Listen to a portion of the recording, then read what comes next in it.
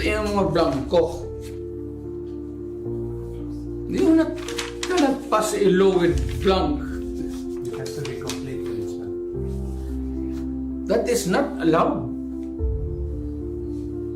Mag-ano pa yung tao, ano bang ibig sabihin nito? Ano bang ilagay natin dito? In the same manner, yung mga blanco-blanco dyan, corresponds to that particular item, is free to just fill up the amount. Para ka binigyan ka ng blanco check dyan, o sige, bahala ka na kung ano ilagay ninyo. That is not, by all commandments of the law, that cannot be valid. And kung na-implement na, it must be corrected and the money returned. And kung sino man ang ano niyan, they have to give us the explanation.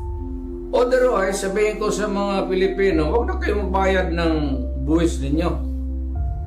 Ganun lang naman, pinagsasaya nito mga kumang na to.